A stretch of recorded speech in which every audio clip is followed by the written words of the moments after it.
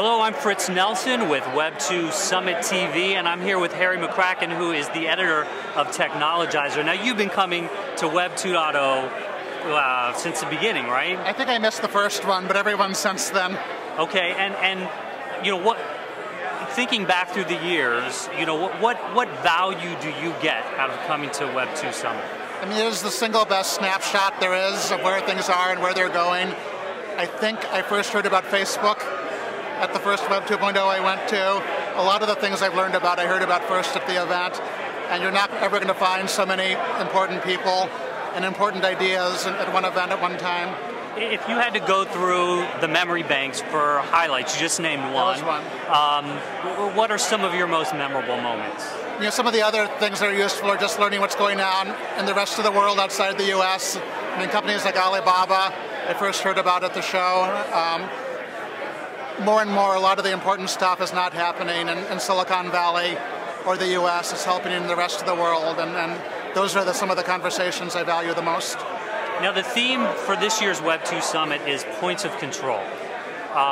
You know, what does that mean to you? And in that conversation,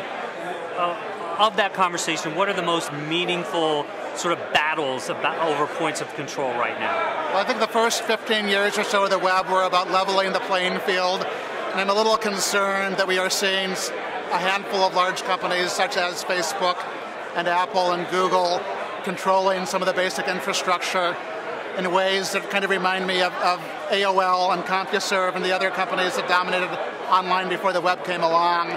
And I think there are real questions about if Facebook has the database of what people like, you know, can the web as we know it continue along like that, or do we need an open standard for that sort of thing?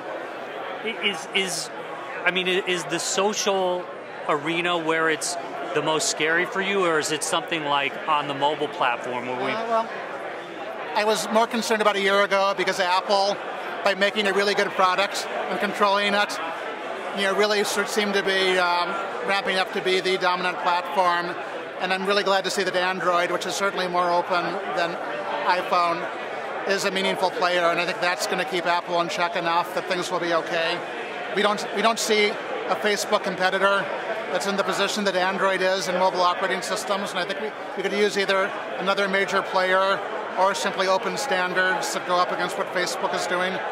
And I mean, we've seen Google do that with Apple. Maybe we'll see some people take on Facebook. But I mean, isn't this sort of the natural way that innovation happens? Somebody comes up with some brilliant idea, tries to lock in the market, and then the open standards sort of level the playing field and we start over again? Innovation usually starts out being proprietary, which is fine. I think that's the only way to do it.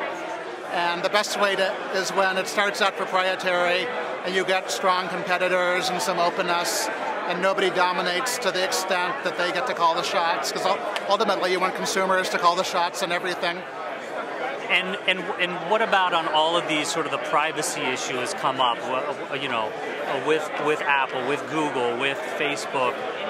Is that still a raging debate? Are we going to solve that this year? We're never going to solve that. There will always be legitimate privacy concerns, and consumers will always be even more concerned than they probably should be. And I think privacy is one area where Facebook has done a little bit better than they sometimes get credit for. Although, you know, they have this issue that they change the rules, and when you change the rules on consumers, they get to where they don't trust you. But privacy will never go away as an issue, and it'll probably get even worse. Great. Harry McCracken, the editor of Technologizer, thank you for joining us today on Web 2 Summit TV. You can see more of these videos right here on the Web 2 Summit site.